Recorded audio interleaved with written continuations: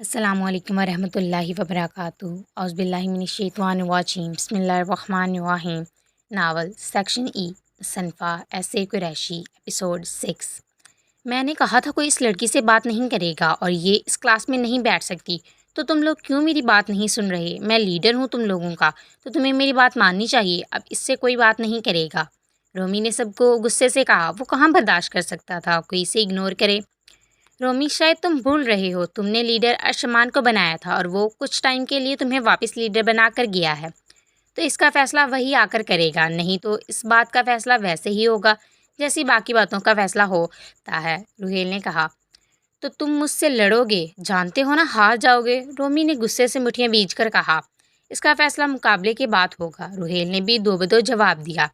दुर, जो कब से इन दोनों की बातें सुन रही थी, बोल पड़ी, क्योंकि दुर को इनके तासरात सही नहीं लग रहे थे।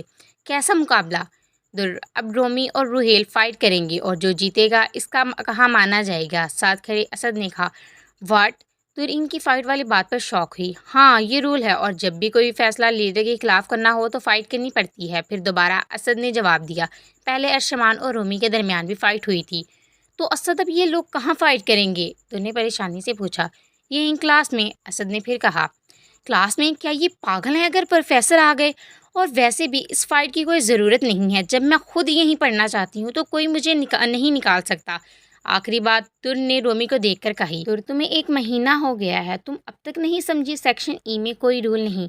हम अपना रूल खुद बनाते हैं और खुद ही तोड़ते हैं। असद फिर से तुर को बताता है। रोमी एक स्मार्ट पास करता है। तो तुम मुझे चैलेंज कर रहे हो रुहेल? हाँ, क्योंकि मैं चाहता हूँ दुर इसी सेक्शन में रहे। रुहेल भी बिना डरे जवाब देता है। हम सही, तो कल मिलते हैं इसी जगह। रुहेल रोमी को देखकर कहता है। इसके बाद रोमी अपना सामान लेकर निकल जाता है। रुहेल, तुम मत करो फाइट, मैं खुद हैंडल कर लूँगी। दुर जल्दी से रुहेल के पास आकर कहती है। उफ, इतना तो चलता है, और फिक्र मत करो, कल हम ही जीतेंगे। मगर तुम मुझे सपोर्ट करोगी ना? और बता दो, फाइट से डर तो नहीं लगता? रुहेल जल्दी से दुर को कहता है। नहीं, मुझे बिल्कुल डर नहीं लगता और मैं तो खुद लड़ूंगी। अब दुर जो बोल रही थी, रुहेल इसकी बात बीच में काट कर बोलता है। ओए बस करो, तुम कुछ नहीं करोगी। आई समझ, जो करूँगा मैं करूँगा, बस कल तुम मुझे सपोर्ट करना। मगर रुहेल, तुम्हें फ़ाइट नहीं आती और रोमी को तो तुम जानते हो। असद जल्दी से बोलता है। मुझे पता है, मगर तुम फिक्र मत करो, मैं देख लूँगा। रुहेल भी असद की बात सुनकर परेशान तो हुआ, फिर रिलैक्स हो गया। चलो अब चलते हैं, असद ने रुहेल की बात सुनकर कहा। आहिल जो कब से दुर का इंतज़ार कर रहा था रोमी को आता आहिल जो कब से दुर का इंतज़ार कर रहा था रोमी को आता देख मुँह फेर लिया। रोमी भी बिना इसे देखे वहाँ से निकलने की करता है। रूमेल, सुना है अर्शमान नहीं आ रहा, 1 महीने से, कहीं छोड़ तो नहीं गया इसकी तरह? मगर फिर आहिल अपने आप को रोक नहीं पाता, इसीलिए रोमी को अपने पास से गुजरता देख बोल पड़ता है। यूँ अभी वो कुछ बोलता, पीछे से आने वाली आवाज़ पर दोनों बैक वक्त मुड़ते हैं। दुर्फशा जो आहिल को वहाँ खड़ा देख आवाज़ देती है, क्योंकि सुबह से इसका रवैया चेंज होता है। वो आहिल से आहिल के बिहेव के बारे में पूछना चाहती थी। आहिल के मुड़ने पर सामने मौजूद रोमी को देख चुप हो जाती है। क्या तुम दोनों एक दूसरे को जानते हो? रोमी आहिल और दुर के तासरात देखकर सवाल करता है। रोमी के सवाल पर दुर और आहिल एक दूसरे को देखते हैं। इससे पहले दुर जवाब देती है, आहिल इसे गाड़ी में बैठने का कहता है। दुर, तुम गाड़ी में वेट करो, मैं आता हूँ। पर दुर जल्दी से कुछ बोलने लगती है कि आहिल इसकी बात काटकर जल्दी से बोलता है। जाओ, आहिल सख्त आवाज़ में बोलता है। दुर रोमी और आहिल को देखकर गाड़ी की तरफ बढ़ती है। वो जो आहिल को कहने वाली थी कि वह सलवा के साथ मॉल जा रही है, मगर वो बिना इसकी बात सुने इसे इंतज़ार करने का कहता है।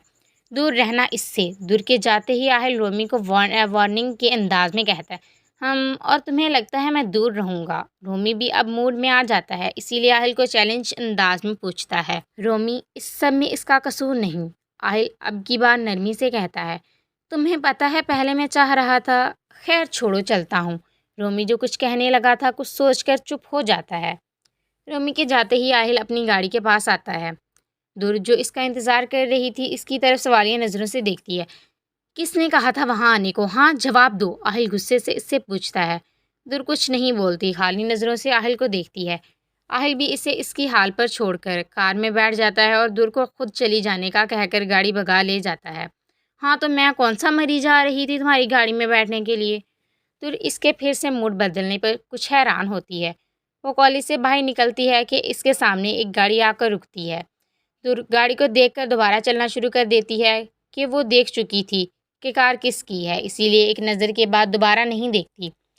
दुर, कार में बैठो, आहिल जल्दी से बोलता है। मैं जा सकती हूँ। दुर भी इसे बिना देखे जवाब देती है। दुर, देखो पहले ही मेरा दिमाग ख़राब है तो चुप करके बैठ जाओ, आहिल इसकी ज़िद पर बोलता है। आहिल, देखो मेरा भी दिमाग घूम रहा है और मैं खुद जा सकती हूँ, तो इसीलिए तुम जाओ, ये ना हो कि मैं भूल जाऊँ कि तुम मेरे कज़न हो।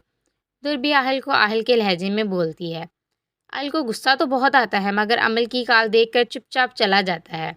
दोनों इस बात से अनजान थे कि कोई इन्हें देख रहा है और इनके जाते ही वहाँ से चुपचाप चला जाता है। छोटे जवाब देती है। अच्छा, तो तुम जाओ फ्रेश होकर आओ, मैं डाइनिंग टेबल पर इंतज़ार कर रहा हूँ। और आहिल कहाँ है? वो तुम्हारे साथ नहीं आया या तुम्हें छोड़कर चला गया? सोहिम इसकी हालत देखकर बात बदल देता है। वो भाई दुर को समझ नहीं आ रहा था क्या बोले। अच्छा जाओ पहले फ्रेश होकर आओ, फिर बात करते हैं। सोहिम एक बार फिर बात बदल देता है कि इसे पता था कि आहिल छोड़कर गया होगा। दुर भी चुपचाप चली गई। वो चेंज करके आई तो लाउंज में से आवाज़ें आ रही थी। वो सीधा अंदर दाखिल हुई। सोहिम और आहिल जो आपस में बातें कर रहे थे इसके दाखिल होते ही खामोश हो गए। वो भी सामने मौजूद सिंगल सोफे पर बैठ गई। दुर, मुझे पता चला है कि आप आहिल के कहने के बावजूद सेक्शन चेंज नहीं कर रही, जबकि आहिल ने अभी मुझे बताया कि वो सेक्शन आपके काबिल नहीं है। आप इसकी बात क्यों नहीं मान रही? वो भाई, मुझे वहाँ कोई इशू नहीं, लेकिन दुर वहाँ सारे भाई, आप जानते हैं मुझे इससे कोई फ़र्क नहीं पड़ता और शायद आपको ये नहीं पता ये सब किसकी वजह से हुआ है। क्यों आहिल? वो आहिल को एक नज़र देखकर बोलती है। क्या मतलब इस बात का? आहिल जवाब दो, क्या तुम जानते हो ये किसने करवाया है? सोहिम दुर की बात पर अब की बार आहिल की तरफ देखता है। वो भाई, अभी आहिल कुछ बोलता दुर बोल पड़ी। सोहिम भाई, वो भी नहीं जानता, बस अब सेक्शन चेंज नहीं करना चाहती। मैं कल देखूंगा, अगर मुझे सही लगा तो ठीक, वरना तुम्हें सेक्शन चेंज करना होगा। सोहिम दुर की बात सुनकर लंबा सांस लेता है और फिर अपनी बात कहता है। पर दुर एक बार फिर कुछ बोलना चाहती थी मगर सोहिम इसकी बात कट कर देता है। पर कुछ नहीं, अब उठो और डाइनिंग टेबल पर चलो, डिनर तैयार है। सोहिम पहले दुर को और दोनों को देखकर बोलता है। वो भी खामोशी से इनके साथ चल पड़ती है। डिनर के बाद वो अपने रूम में चली गई और सोहिम भी कुछ देर बैठकर रूम में चला गया। Next day 6 AM। दुर जो सो रही थी दरवाजे पर नॉक से उठी। आज इसे उठने में देर हो गई थी। दुर ने उठकर दरवाज़ा खोला तो सामने आहिल था। आज तुम लेट हो, जल्दी करो, भाई वेट कर रही हैं। दुर एक लफ्ज़ी जवाब देती है। जल्दी से अपनी मॉर्निंग रूटीन मुकम्मल की और तैयार होकर नीचे आ गई। सोहिम बैठने का इशारा किया। दुर, मुझे ज़रूरी काम है तो मैं तुम्हारे कॉलेज नहीं आ सकूँगा। तुम आहिल के साथ जाओ और अपना ध्यान रखना, मैं कुछ दिनों में आऊँगा, तुम्हारा सेक्शन देखूँगा। दुर जो घबराई हुई थी रिलैक्स हो गई। जी भाई। मगर भाई, आहिल सोहिम की बात सुनकर कुछ बोलता कि सोहिम का फ़ोन रिंग हुआ और वो उठकर साइड पर चला गया। चलो तुम दोनों नाश्ता करो, मेरा हो गया और अब मैं निकलता हूँ कि फ़्लाइट का टाइम है। और हाँ, अगले महीने मॉम और पुप्पो आ रही हैं, तो दुर मुझे कोई शिकायत नहीं चाहिए अब की बार। वो पूरा दुर के घूम कर कहता है। जी। दुर सर नीचे रखे ही जवाब देती है। हम गुड गर्ल, चलो अब मैं चलता हूँ।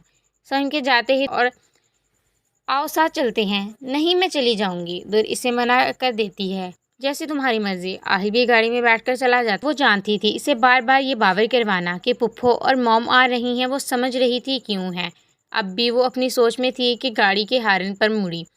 वो समझी आहिल होगा, मगर अपने सामने मौजूद इंसान को देखकर इसके मुंह तक कड़वा हो गया। आ जाओ, मैं भी यूं ही जा रहा हूँ। वो जो भी था इसे साथ चलने का बोलता है। दुन ने इग्नोर किया और आगे चल दी। इसे लगा ये कोई नया तरीका है इसे परेशान करने का। दुर्फिशा, मैंने कुछ कहा है, कार में आओ, मैं भी वहीं जा रहा हूँ, मैं जा सकती हूँ। अमल जो कल छुट्टी पर थी, यूनी आने के बाद अपनी चमचियों मतलब अपनी दोस्तों से आहिल के बारे में पूछती है, जो इसे आहिल के बारे में सच झूठ मिलाकर बताती हैं। अमल डार्लिंग, कल आहिल सारा टाइम दुर्फिशा के साथ था और इसकी हर चीज़ का ख्याल रख रहा था, और हमने इसे रोमी को ये भी कहते सुना कि वो दुर्फिशा से दूर रहे। अमल जो इनकी बातें आराम से सुन रही थी, आहिल का इसका साथ होना सुनकर सीधी होकर बैठ गई और इन दोनों का ऐसा देखकर सच में आहिल क्या अभी तक नहीं आया? अमल इन दोनों से पूछती है। आ गया होगा, कल भी सारा टाइम इसने दुर्फिशा के साथ गुजारा है और अब भी वहीं होगा। एक मिनट। अमल इन दोनों के पास से उठकर आहिल को फ़ोन करती है। आहिल जो कार ड्राइव कर रहा था कि वो लेट हो गया है, अमल की कॉल देखकर जल्दी से फ़ोन उठाता है। ओह आहिल बेबी, तुम कहाँ हो? मैं कब से तुम्हारा वेट कर रही हूँ। अमल मैं बस रास्ते में हूँ, यूं ही आकर बात करता हूँ। बट आहिल बेबी बात तो सुनो। लेकिन वो अमल की बात मुकम्मल होने से पहले ही कट कर चुका था। इस दुर्फिशा को तो मैं छोड़ूंगी नहीं। मारिया, जरलिश, तुम दोनों जल्दी से सामान का बंदोबस्त करो। आज इसको देखती हूँ अमल के बेबी के साथ कैसे फिरती है। जरलिश और मारिया अमल के कहने पर सारा सामान तैयार कर चुकी थीं। अब अमल के आने का इंतज़ार था। असद, इब्राहिम और बाकी की क्लास इस वक्त रुहेल के साथ खड़ी थी और इसका हौसला बढ़ा रही थी। रुहेल, तुम्हें जीतना ही होगा, आई समझ, और तुम जानते हो ये थोड़ा मुश्किल भी है, बट अब हम चाहते हैं कि दुर्फिशा यहीं रहे।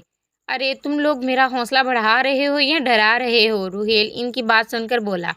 अगर आयुष्मान ने भी मना कर दिया, असद रुहेल को देखकर बोला, तब की तब देखी जाएगी, पर हमें अब दूर इसी क्लास में चाहिए। रुहेल जल्दी से असद की बात सुनकर बोला, हम मुझे भी वो अच्छी इसी की तरह नहीं जो अपने मफाद के लिए हमें छोड़ दे। इब्राहिम ने भी बाद में अपना हिस्सा डाला।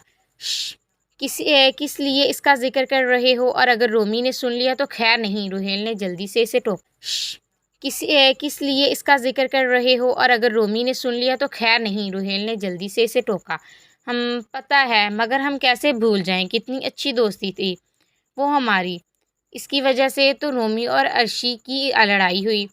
तुम लोग नहीं समझ सकते कि मुझे इससे कितनी नफरत है। अगर इसको देख लूँ तो दिल करता है कि जान से मार दूँ। इब्राहिम एक बार फिर बोला।